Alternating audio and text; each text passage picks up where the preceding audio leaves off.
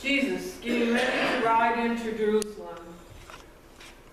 He has just left Lazarus, and now he's headed for Jerusalem. He arranged everything as it should be. It wasn't just by happenstance. He had already talked to somebody about borrowing a colt.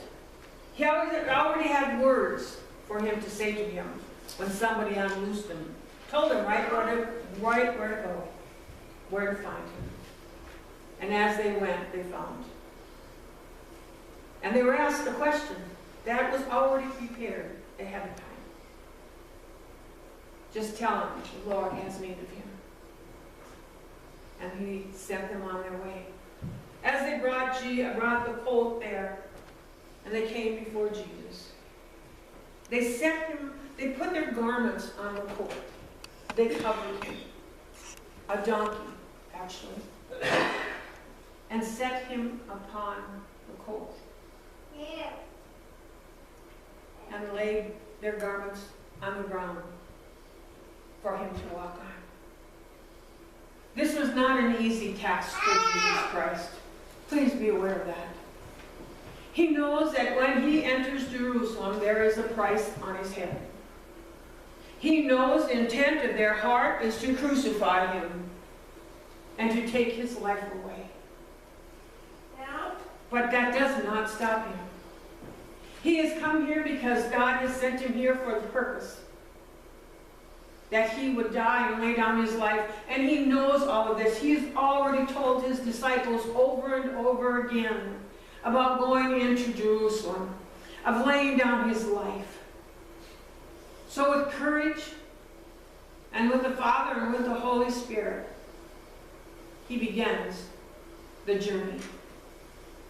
He knows that he will not leave Jerusalem alive. So as he goes in, and they see him riding on a colt of a donkey, not on a war horse, not on one that's going to come in and conquer, but on a donkey. And this paints a picture for the people to see. Why a donkey? Because kings rode on donkeys. If they rode on a horse, it would be a war horse, and they were coming in for battle.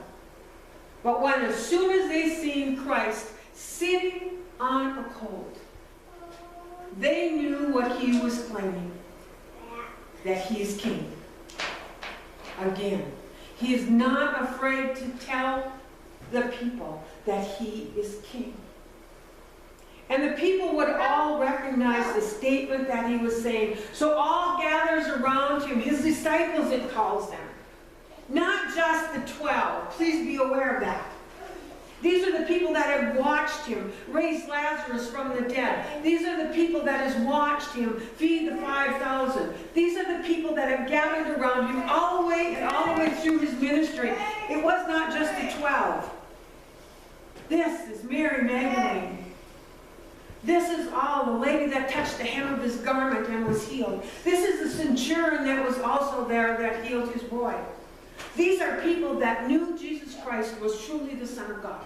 They had no problems of taking palm branches and waving before he came into the city. They had no problem of laying their garments down on the ground for him to ride across, because he was the Son of God in their eyes.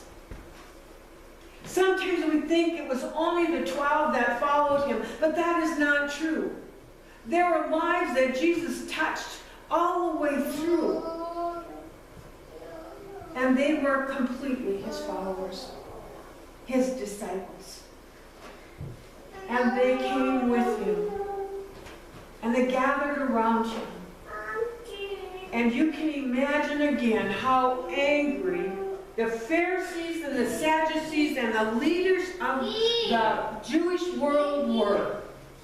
He is going to win all of these people over to him, and we will have nothing. We will have no authority. We will have no power. We will have nothing. Which is not true, but let's face it, our human mind works in a way that we think we have to protect everything. If they would have come to Jesus Christ at that moment, at that time, they would have had everything.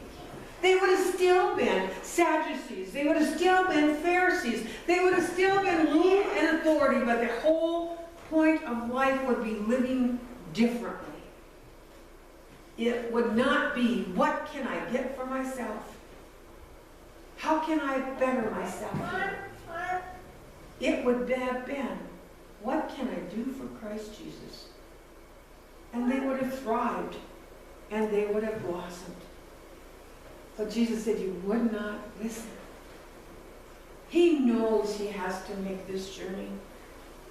He knows that he looks around and the people that are waving the palm branches, he knows their thoughts, their hearts.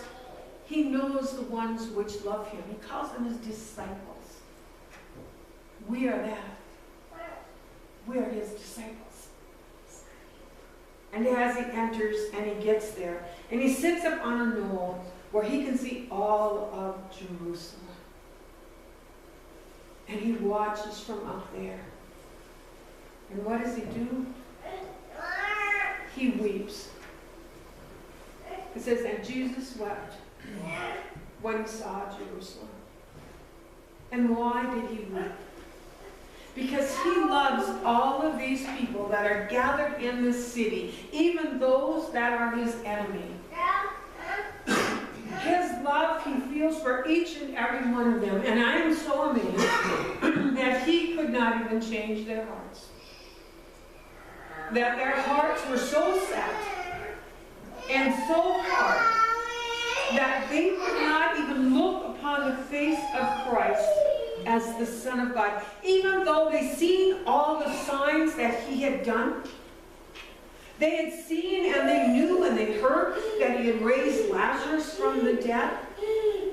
They had seen and they heard and they knew about the blind men that he had given sight to.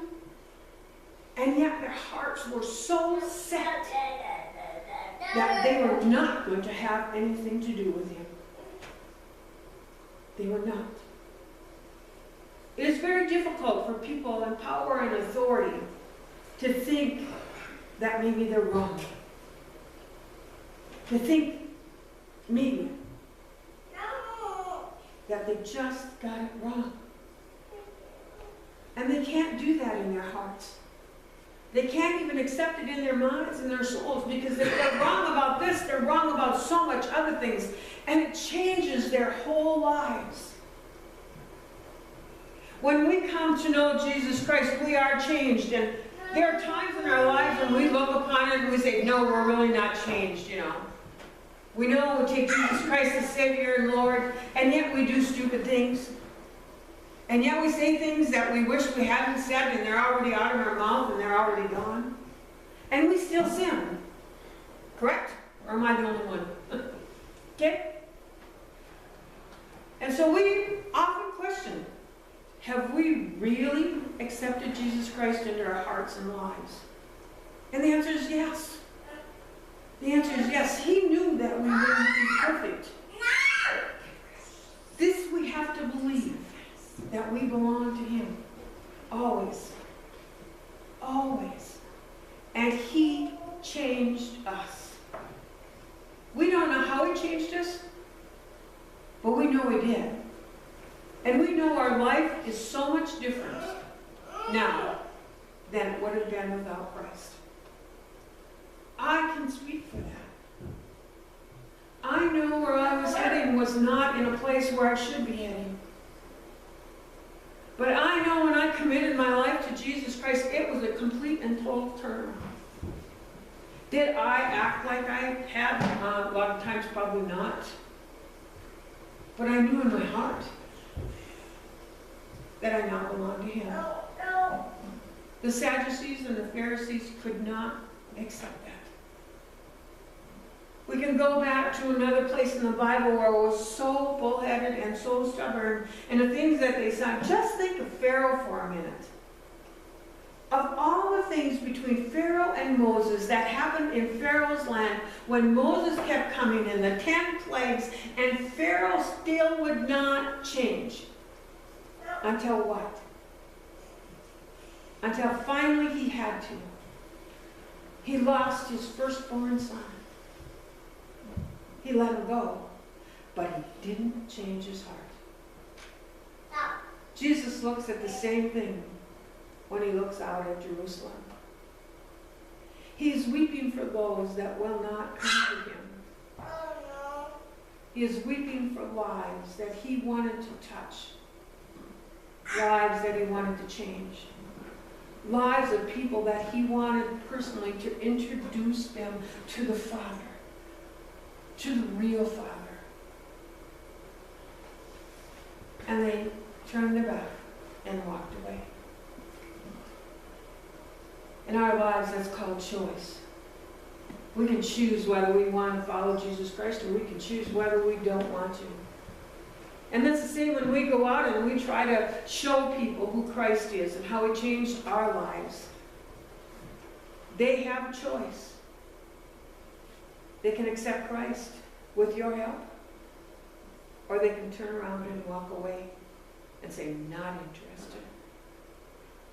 We look at our world now, and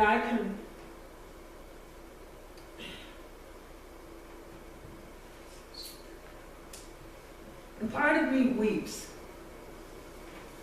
a big part, when I look at our world.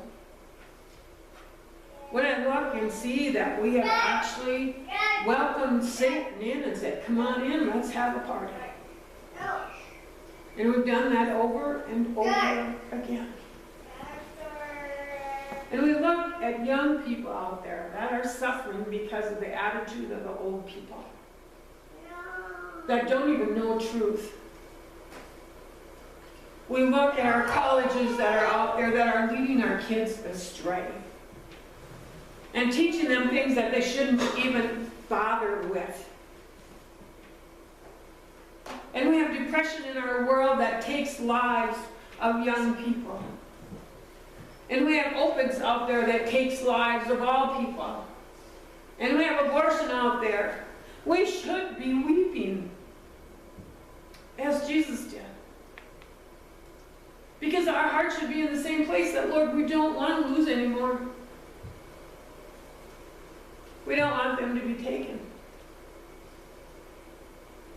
We have a chance that we might change some. I agree, we'll never change all. But even if one sinner comes home, there's rejoicing in him. For that one sinner, you changed their whole world, their whole life. And that's what he did with the disciples that were following him. He changed their whole lives. They now truly knew what love was, what compassion was, and what suffering was. Because it was not easy to be a disciple of Jesus Christ either. But they were willing to make the sacrifice. The joy here this morning as I look out, we are people that have made the choice. We are people that heard the voice. And we are people that said, yes, I want to be a follower of Jesus Christ. I want to be a disciple of Jesus Christ. I want to help change our world.